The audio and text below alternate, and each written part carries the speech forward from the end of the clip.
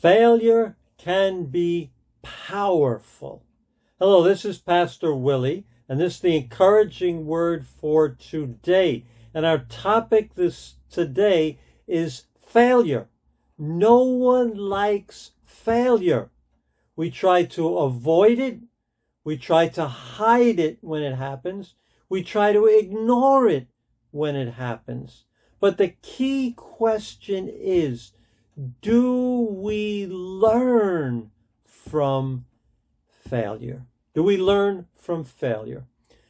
Failure is a powerful, powerful teacher. I believe it's one of the most powerful teachers that God gives us.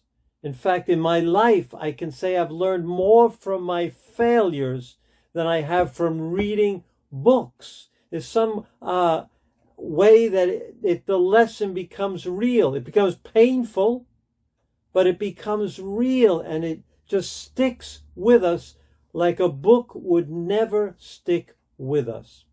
The key question is, what do we learn? Have we been taught from the failure that we went through? Whether it's we can learn from a book. We can learn both good things and bad things from reading, studying, listening to other people. And we can learn both good and bad from experiences that we have, both good experiences and especially bad experiences. We can learn from our own experiences, or we can learn from others' experience. In fact, that's why much of the Bible contains character studies, like the study in the Bible of King David. We see his failures. We see how he responds. We see his victories. And we learn vicariously from reading about him. Failure is only a real failure if we learn nothing from it. I love the story of the prodigal son in Luke chapter 15. And the key point in the story is where it says that he, the prodigal son, when he came to his senses,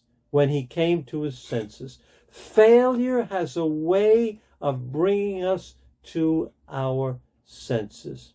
And I'm going to read from 2 Samuel 12:29 and see if you can pick out whether David learned from his failure. 2 Samuel 12:29. So David mustered the entire army and went to Rabbah and attacked it and captured it. Did you catch it? Remember how the whole incident of sin with Bathsheba, murder, lying, abusing his power, do you remember how that started and all the consequences that flowed and the mess that David got himself into?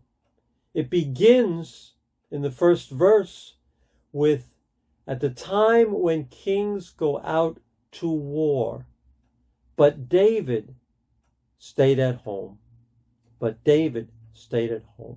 And I said at that time, in that devotional, that was the beginning of everything. When David was not engaged in God's work, when he had taken a step back, when he was just chilling at home, the biggest failure in his life began that way. The biggest failure probably in Bible history began that way. But God taught David through that failure in David's life. And David, to his credit, learned the lesson. So now, after the whole terrible sin and consequences, it's time for kings to go out to war again. And what does David do? He musters the entire army and he goes out to war. He's learned the lesson. Be active in the Lord's work. And the Lord's work for him was leading the Lord's army. The time for battle came, and David led them into battle.